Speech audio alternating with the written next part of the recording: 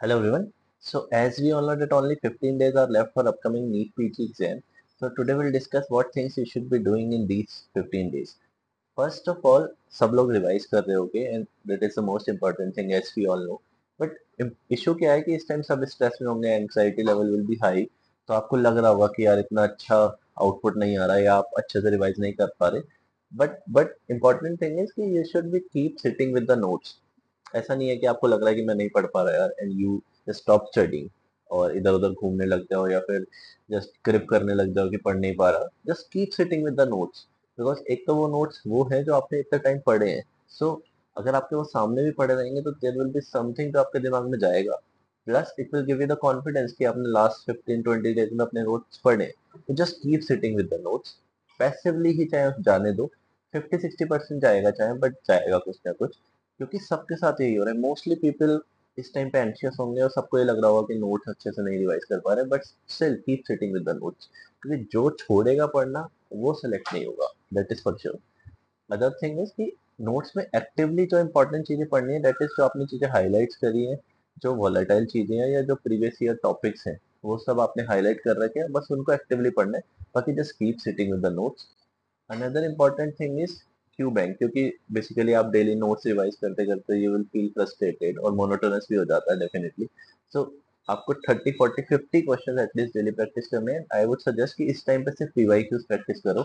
Otherwise और question practice करने से बेटर है कि पीवाईक्यूज करो because there is a high chance कि एटलीस्ट 10 पीवाईक्यूज डायरेक्ट आएंगे. एंड वो पीवाईक्यूज सिर्फ सही ही नहीं होने चाहिए, they should also save your time. Because अगर कोई पीवाईक्यू रिपीट हो रहा है डायरेक्टली तो डेफिनेटली आपको हाफ टाइम लगेगा उसे सॉल्व करने में. So it should take save your time as well as वो गलत नहीं होने चाहिए. तो इस पॉइंट पे अगर आपको क्यू बैंक प्रैक्टिस करना है, 40-50 क्वेश्चन डेली प्रैक्टिस करना है, just do the PYQs only. I would suggest कि आप 50 कस्टम मॉड्यूल लगाओ 50 क्वेश्चन का, क्योंकि आपके अभी सेक्शंस होने वाले हैं एबीसीडी 50 क्वेश्चन ही. तो 50 क्वेश्चन का कस्टम मॉड्यूल लगाओ पीवाईक्यूज. PYQs of NEET. अगर आपको इसमें ज्यादा कॉन्फिडेंस है तो PYQs of NEET, FMG as well as IAS है. जीटी इस पॉइंट पे देने का कोई भी पॉइंट नहीं है.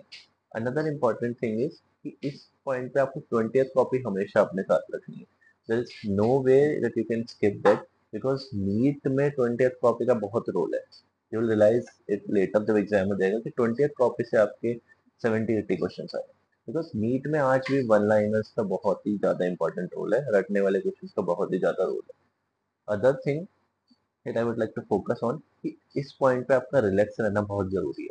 बिकॉज आप जितना रिलैक्स रहोगे उतना ही आपको चीजें ज्यादा याद रहेंगी एंड आपके सिली मिस्टेक्स भी कम होंगे. इस पॉइंट पे you should start improving your sleep schedule, ताकि एग्जाम डे पे ऐसा कोई नाइट में सोने का इशू ना हो. एंड इम्पॉर्टेंट थिंग इज कि आज से आप लोग एटलीस्ट 7 आवर स्लीप जरूर ले. बिकॉज अगर एग्जाम नाइट पे नींद नहीं भी आती तो आपके पास कोई बैकलॉग ऑफ नींद नहीं रहेगा एटलीस्ट कि सिर्फ उसी रात को नींद नहीं आई.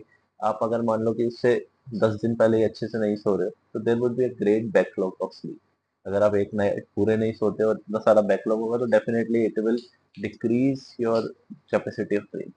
एंड अगर एग्जाम नाइट पे भी आपको लगता है कि आपको नींद नहीं आ रही, still just keep lying on bed because लेटे रहने से at least your mind will get relax. At least 40-50% relaxation तो मिलेगा एज कम्पेयर टू स्लीप. लेकिन अगर आप उठ के बैठ जाते हो, इधर उधर वॉक करने चले जाते हो या फिर से पढ़ने बैठ जाते हो तो बिल्कुल रिलैक्स नहीं मिलेगा. तो just keep lying with eyes close. Okay, all the best guys. You hope, I hope you all will come with flying colours. All the best.